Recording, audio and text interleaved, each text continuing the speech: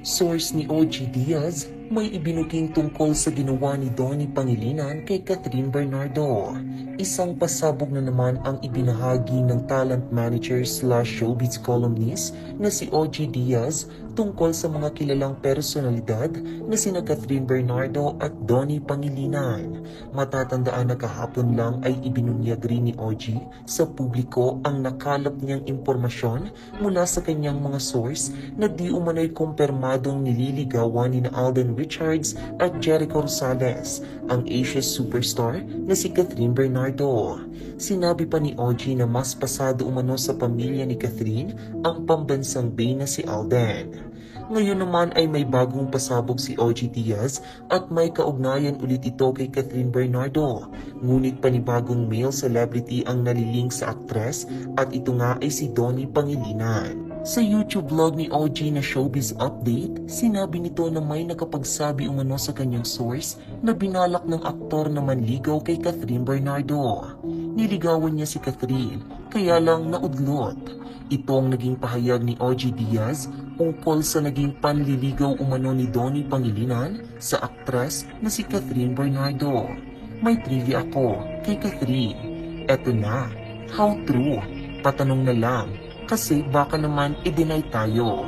How true na minsan pala pinormahan itong isang young actor si Catherine as iniligawan, saad ni OG.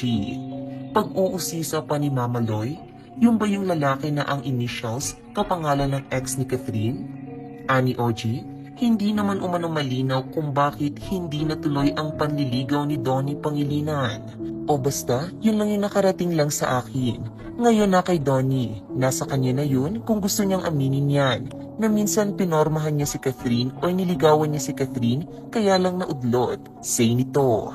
Agad namang umani ng samot-saring reaksyon at komento mula sa netizens ang ibinahaging balitang ito ni OG Diaz.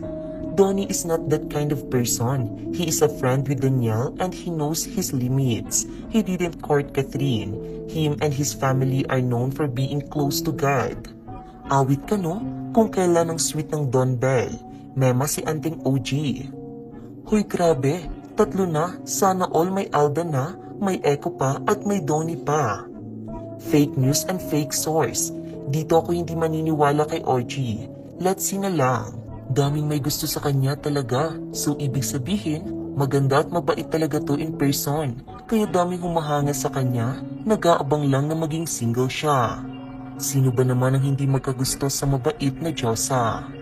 Sa ngayon ay wala pang pahayag kaugnay dito si Catherine Bernardo maging si Donnie Pangilinan.